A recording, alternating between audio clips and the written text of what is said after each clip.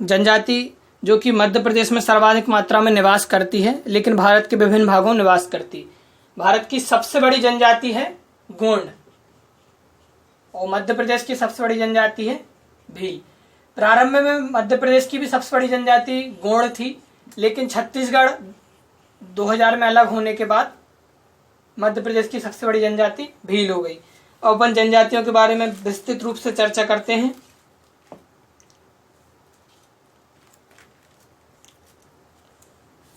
सबसे पहले मध्य प्रदेश की जनजाति देख लेते हैं। वैसे मध्य प्रदेश में तो बहुत सारी जनजाति पाई जाती हैं, लेकिन प्रमुख रूप से सहरिया, भारिया और बैगा ये अति पिछड़ी जनजाति के रूप में जानी जाती है। सहरिया मध्य भारत क्षेत्र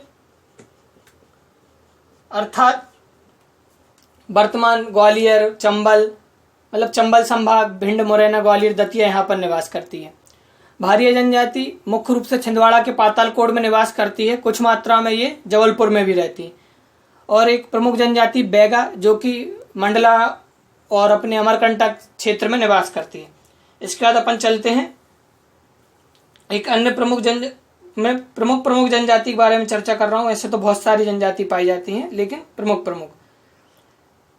अब अपन चलते हैं एक जो विभिन्न एग्जामों में पूछी जाती है। एक जनजाति है टोडा जनजाति, जो कि सबसे बड़ा जनजाति समूह दक्षिण भारत का। सबसे बड़ी जनजाति दक्षिण भारत की, जो कि नीलगिरी पर्वत। नीलगिरी कहां पर है? ये भी ट्राई जंक्शन पर स्थित है,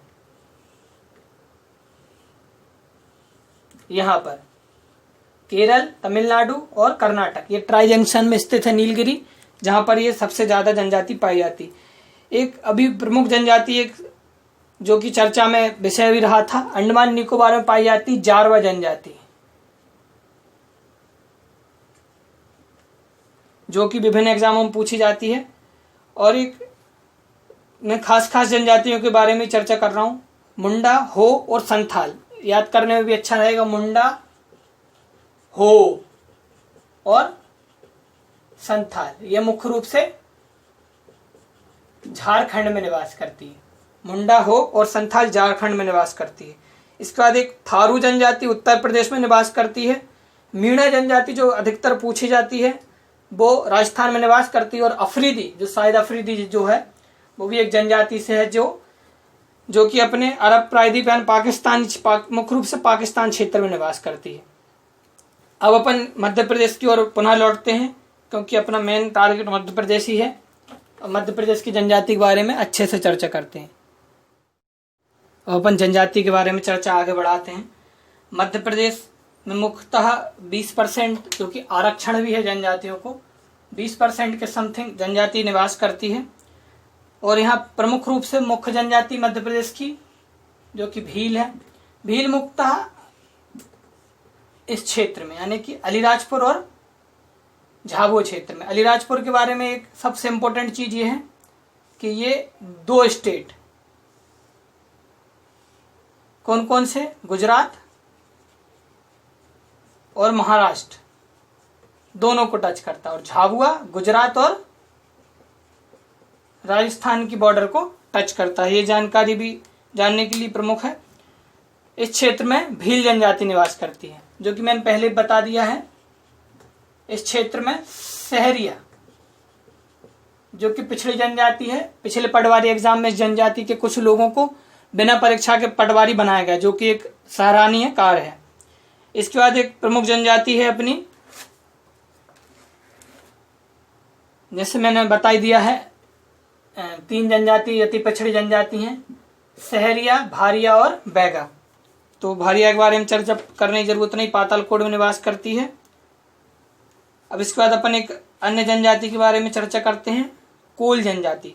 कोल जनजाति मुख्य रूप से इनका उल्लेख पुराणों में भी किया गया है और यह इसी क्षेत्र में निवास करती है। मुख्य रूप से यह क्षेत्र भी बालाघाट वाला क्षेत्र है, इसी क्षेत्र में यह जनजाति निवास करती है। मुख्य रूप से ये रीवा क्षेत्र में पाए जाते हैं। पारधी जनजाति जो कि पारधी मतलब चिड़िया वगैरह को जो मारने मतलब शिकारी प्रकार की जनजाति होती है, अच्छी बंदूक वगैरह अच्छे से चला लेते हैं। ये मुख्य रूप से अब संपन्न जनजाति हो गई है। ये भोपाल, सीहोर, रायसेन इस क्षेत्र में मुख्य रूप से निवास करती है। एक अगली जनजाति है कोरकू। कोरकू जनजाति में प्रमुख रूप से मतलब ये अपने आप को पटेल समझते हैं और ये संपन्न जनजाति है। ये होशंगाबाद, हरदा तथा बैतूल जिले में निवास करती है, यानी कि नर्मदापुरम संभाग। नर्मदापुरम संभाग में ये जनजाति निवास करती है। गोंड जनजाति मुख्य रूप से संपूर्ण भारत में निवास करती है और ये मुख्य रूप से नर्मदा नदी के दोनों किनारों पर निवास करती है। गोंड जनजाति आप देखेंगे नर्मदा नदी भी जब भी जाएंगे आजू बाजू में गोंड जनजाति निवास करती है। अगर ये जनजाति जो कि मुख्यतः लोहार जनजाति होती है, ये मध्य प्रदेश के सभी क्षेत्रों में पाई जाती है।